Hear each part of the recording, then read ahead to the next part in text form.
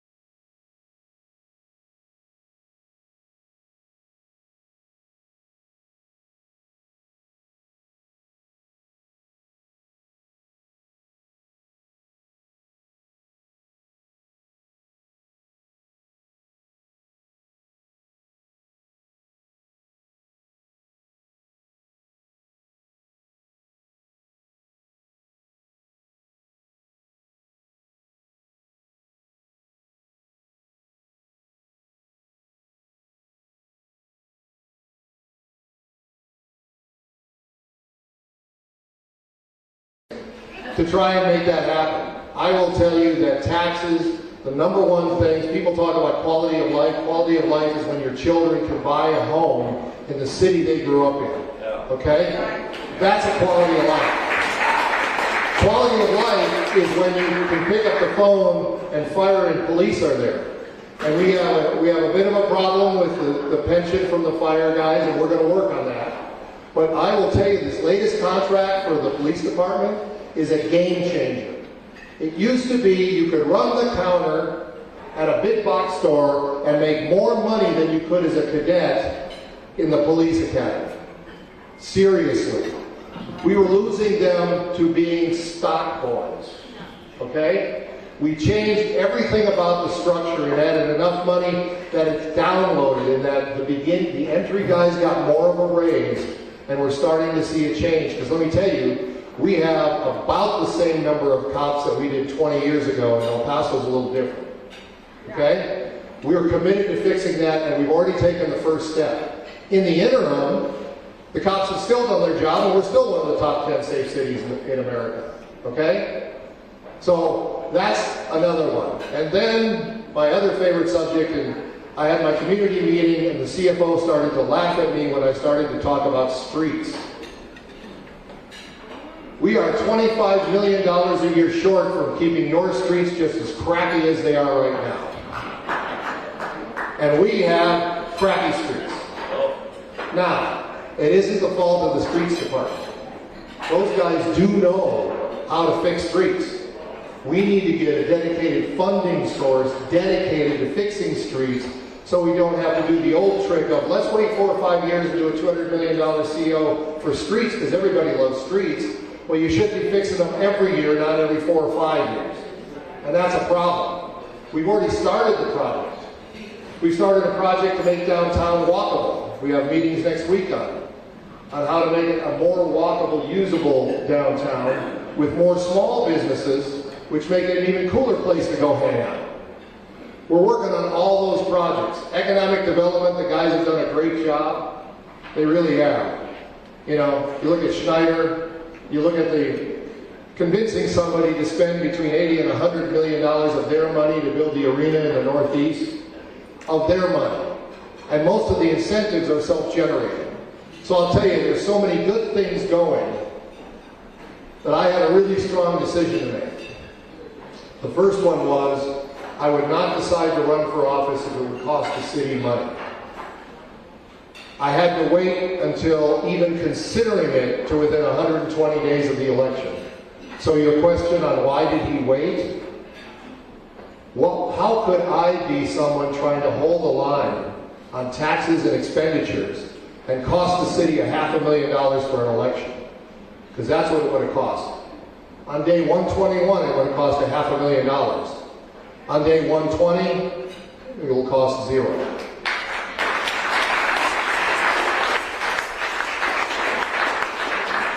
And basically, we had long conversations at home, and I decided I couldn't have a ringside seat to a train wreck. I want to keep the train on the same track. We have so many good things going, and I want to keep them going, I want to enhance them, and I want to make them even better. And so I'm going to bring somebody up to talk that I'm honored to be a part of the campaign, but I'll tell you this.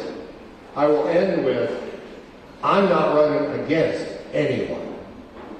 My name is Brian Kennedy, and I'm running for the mayor of El Paso position.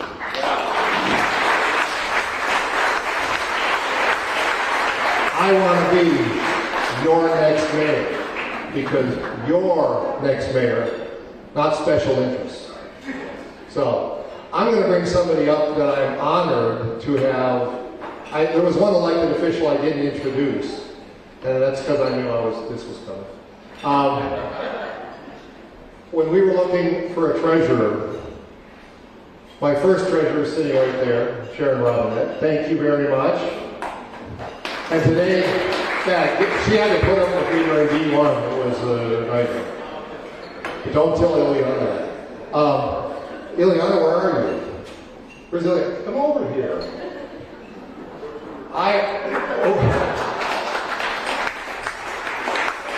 have been very lucky that when I ran for D1, I had somebody that I knew and respected and was a great sounding board, and the tradition has continued, that somebody that I have huge respect for, and who, by the way, we don't always agree, that would be true, but we have honest conversations, and she will reach out, so you can see that the strong woman part of my life is really a trend.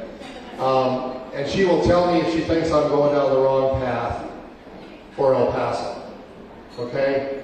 And so I am so honored that the treasurer of my campaign is Ileana Holguin, also an elected official, so she understands.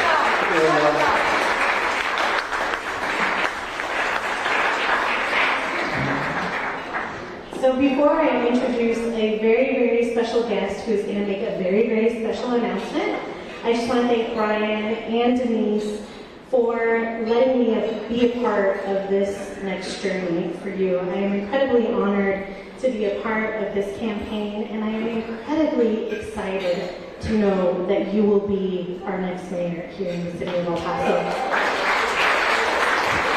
So thank you, Brian.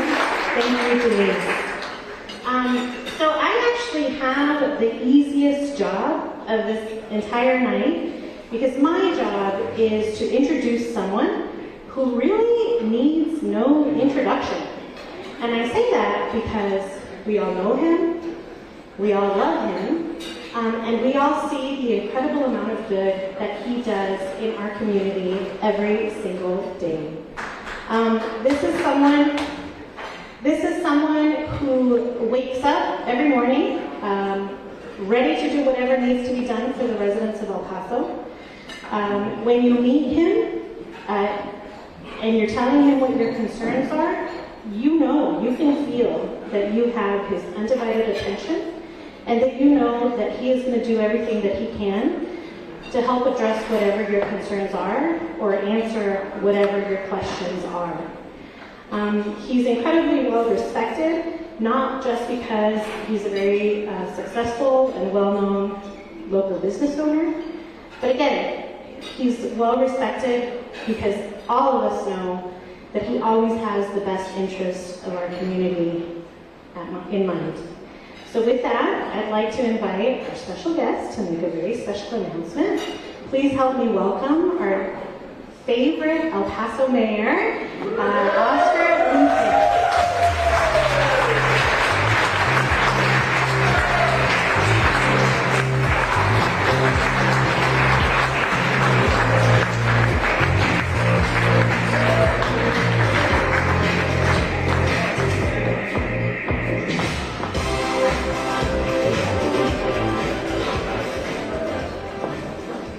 Well, first of all, I want to thank everybody for being here. And then, when Brian decided to run for District 1, it was a huge commitment. And him and I had a lot of conversations about running for city council. And I needed help, to be honest with you. The citizens needed help.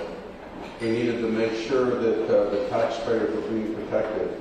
And I can tell you that Art Fierro, who's sitting in the back there, he's been a big part of this. And Brian has been a big part of this. Now when I ran, Brian ran, Art ran, I know Representative Molinor feels the same way. It didn't matter what zip code you're from. It didn't matter how much money you made. Your vote counts the same. Your vote meant a lot to us. And we needed to represent you, the taxpayer. But I need a little help. As a matter of fact, I need a lot of help. And when I veto a city manager's contract 3 times to try to protect you, the taxpayer, and it gets overridden, that's a problem. And so I was very thankful when he decided to run for District 1, and like I said, and again, also Representative Fierro, and I know you're not running for anything right now, but I do want to thank you because you've made a huge difference, and so have you in the way we've had the ability. And I sat there with Representative Molinar every time that trying to do what was best for the community. So I'll go back and I'll talk a little bit about myself. And because when I decided to run for office, I didn't want to be a politician. And people said, what are you talking about? If you run for office and you get elected, you're a politician? I said, no. I said, that's the last thing I want to do. I said, I want to represent the people. And then I want to go to work. And then I want to go to a restaurant. I want to say hi to everyone. I want to be part of the community. But it didn't, and I got this philosophy in life, and it's the best philosophy in life. We're all created equal, and we really are. And none of us are any better than anyone else. We just have different responsibilities in life. And that's what we have to understand when we run for public office, that we're not any better, but we decided to take on the challenge of representing you. And it takes a lot of really, thought when you want to do something about this. I thought about this one day, that when you run for office and you have opponents, and I know Representative Kennedy said he's not running against anyone. I got something to tell you, you are. There's a few people running against you. And, I figured this out, and you got to remember this, because this comes, and I know Representative Holguin, or Commissioner Holguin, will tell you this, that when hating you doesn't work any longer, they start making up lies. And that's what happens. And you got to be prepared for that. They hate you. They try to hate you. And that doesn't work because you're still standing, because you know who you are. You know what you stand for. So what's next? Lies. So I had a lot to lose. I really did. I had a thriving business. And when you go run for office, you can ruin your business. You can ruin everything you built for. But, we really believed that it was worth something that was really important to me, and that's to make a difference. There was people that didn't want me to run for office. There was a letter written by the former mayor's wife that said, and I'm not going to quote it because I'll probably end up being really sad about this, but I have the letter, and I probably should pull it out and read it, that why would you elect an illiterate car dealer to run your city? And then went on to tell them that I grew up, I was a janitor when I was 16 years old, and I worked my way up in life. And I was able to become the largest Hispanic Hyundai dealer in the nation, one of the largest Hyundai dealers. We are the largest Hyundai dealer in the South Central region. No one gave me anything. I worked really hard. The only thing people gave me was an opportunity, and I tell people that opportunities don't make you successful. It gives you an opportunity to work hard, and then maybe you'll become successful. But yet, they went on to say that because I didn't have a college degree, I was illiterate. But I can tell you that, and anyone will tell you this, even anywhere around me, there's no one in this world that could do numbers in their head faster and better than I can. Because I've been to a lot of financial schools, and I'll sit there and I probably have a master's in finance, but I don't have that diploma. So, and that's what I talk about, the lies. I talk about the things you can get. You have to have thick skin. You got to believe in it. Your family's in there for it. I remember my daughter cried about it. It broke her heart. So these are the things you've got to consider when you want to do this, when you want to become an elected official. They go, well, you're going to be mayor because, wow, you're the mayor of the city. No, you want to be mayor because you want to represent the people. Remember, the big money people have had my office until I ran. And then I got cancer and I couldn't run. I beat cancer and I beat them. And I was in court.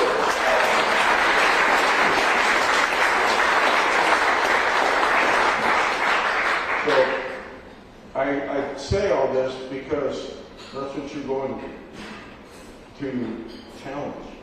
And you sat there with me. Denise, you sat there with me. As we went through this all and understood, saw the letters, saw everything that went through. And it almost worked. I mean, it was probably one of the closest elections you all will ever see. It almost worked. Because I was at 83% after early voting.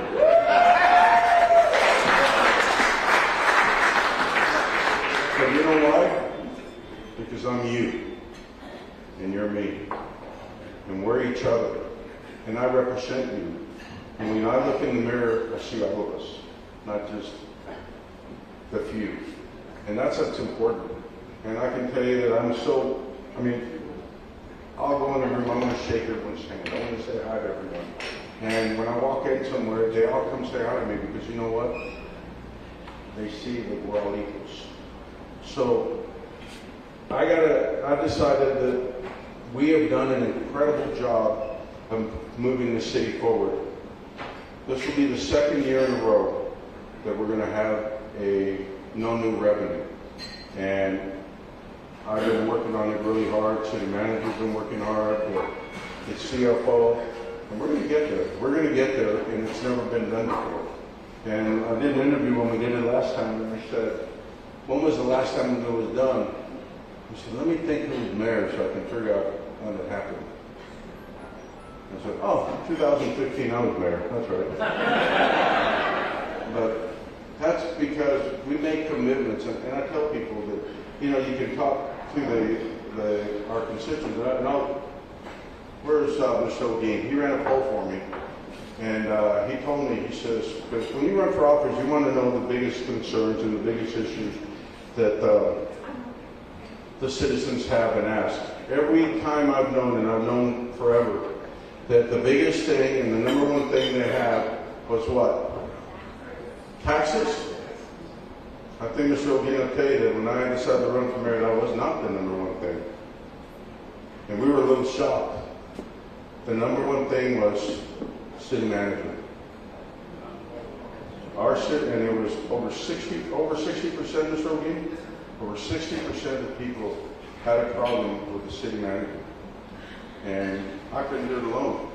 Well, Representative Fierro, Representative Molinar, and of course, Representative Kennedy helped us make a difference and move forward and change that, because that's what you guys asked. That's what you all wanted.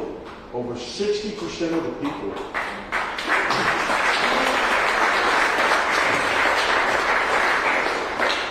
said that. Now this year, it's taxes.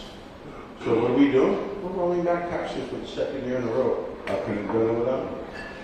So we're a team. We're a good team. So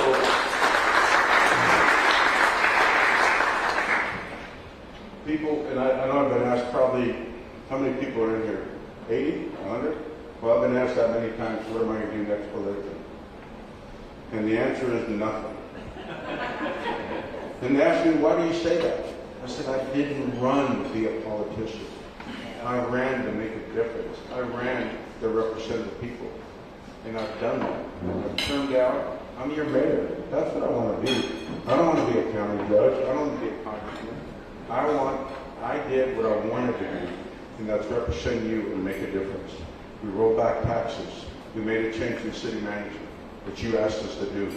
And now, it's time to go do what I know best, and let's go back to work in my Sunday store.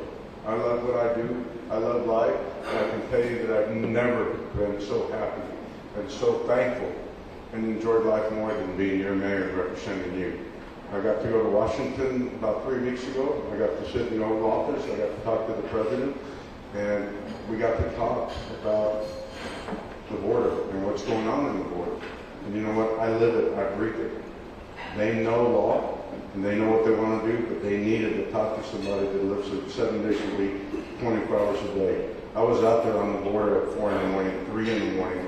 I have lived this, and we are the best city in America to take care of our asylum seekers. We actually have no one in the street. We have no one without a meal, and we've been able to arrange transportation to help them go to the destination they want. There's no city all the way up the Rio Grande Valley to San Diego, wherever, they could say that. They have not been able to say that, but we did, because we cared about people. We did the right thing. But we did, when I say we, I don't say I, because we is a big number. We is Mario D'Agostino, City Council. We worked hard to make sure we got funding from the federal government, and that was one of the things we talked about.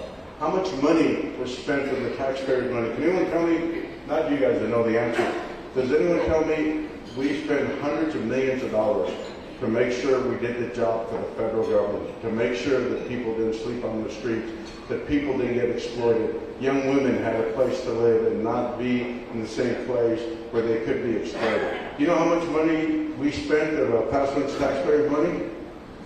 Zero. It all came from the federal government.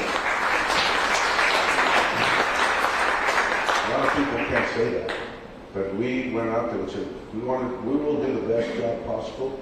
If you want us to do the job for the federal government, we need your assistance. And we got it.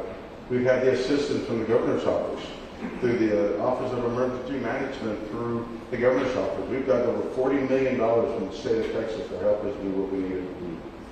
And people are going, how could you be working with them? Why would you do that? You know why? Because they knew what we were doing was the right thing, and they helped us, and they did it. So, based on that, we still have money left over that the federal government gave us because we didn't waste it. We spent it wisely. We knew how to make sure that we did what needed to be done. So why do I tell you all this? Not because I'm in love with what I've done, because we need to continue the momentum. That's the only reason I'm telling you all this. And we can't do that unless we get somebody that strongly considers running for office. And so I'm here to tell you that we need to continue the momentum. We need to continue to help and represent the people of El Paso, our visitors, to make sure that you, the taxpayer, is well represented, and not only the select few.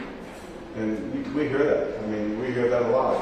That you know, I know Representative Kennedy said it a few minutes ago, that they talked about, you know, the amphitheater and how the company is going to spend $100 million of their own money, and it's going to be $5.4 billion of economic impact to our city.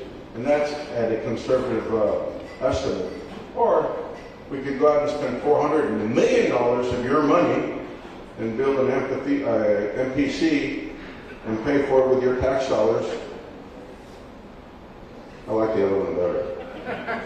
So anyway, so what I'm telling you here is I'm standing here in front of you to tell you, and I got asked the other day, someone said, who are you going to endorse? I said, are you going to endorse somebody for the district offices? Are you going to endorse somebody for mayor? I said, I'm going to endorse somebody that will keep the vision going, somebody that represents the people, someone that cares enough about the people of El Paso that will continue the vision, somebody that would call me and say, hey, I got a problem, can you help me? I would be there. Not somebody that thinks they know it all. That's a problem. So I'm here to tell you that I'm very proud to be able to tell you today that I'm endorsing Brian Kennedy.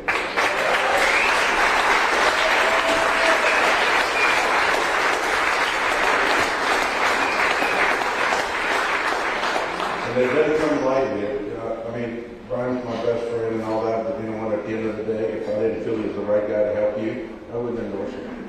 I wouldn't. I would tell him, and he knows that. I mean, people have heard me speak and say that, you know what, I will always do what's best. Whether you gave me $1 or $1 million, I will represent the majority, and that's the end of the day. So I really thought about this, and I'm very honored to be able to endorse Brian Kennedy again for mayor of the city of El Paso. Congratulations.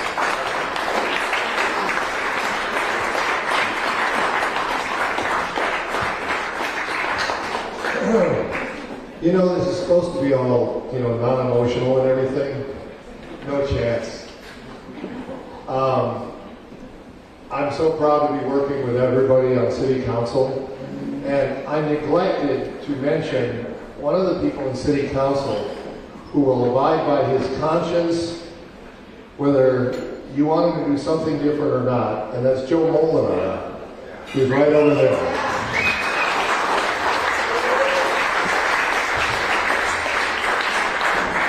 Joe and I, and Arlie and I, don't always vote the same on every issue. Sometimes they're wrong.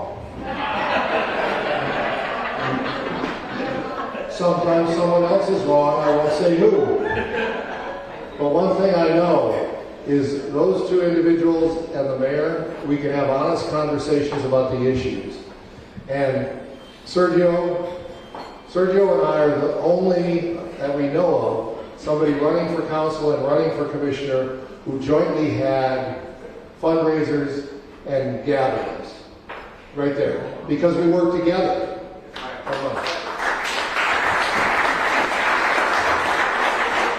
And I can't say enough about Ileana and the honor to have her on this journey. But I cannot leave here without thanking my wife, Denise Knight.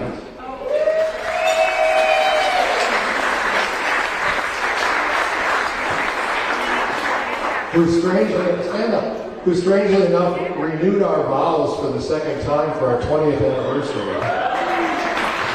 So now you're triple married, okay?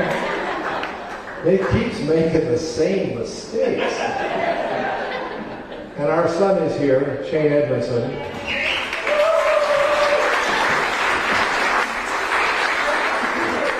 Who has put some of his dreams on the back burner so he can help with this campaign. And thank you for everything. And thank everybody here, because I want to keep this train rolling on this track of caring for the voters, caring for everybody.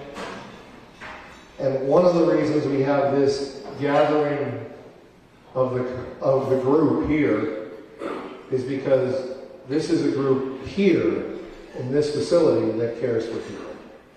Okay?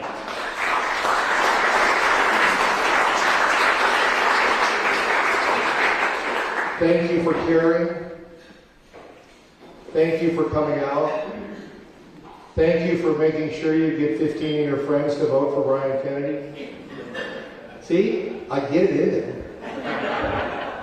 And the honor of having the mayor, Oscar Leeser, give me his endorsement. One thing I know, because he and I have really honest conversations being best friends, we don't always agree. Sometimes we have conversations with extra volume. And I know that as much as he loves this city and cares about this city, if he thought I was not the right person, he wouldn't have stood here and endorsed me.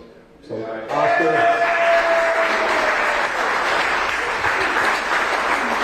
And that's what I want to keep going. So thank everybody for being here. I appreciate it. The super hard work is going to kick off here pretty quickly. And you are here for the small invitation-only kickoff and a special announcement from the mayor.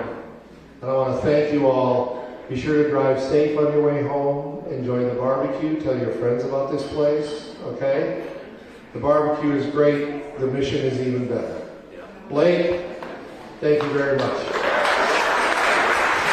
Thank you very much.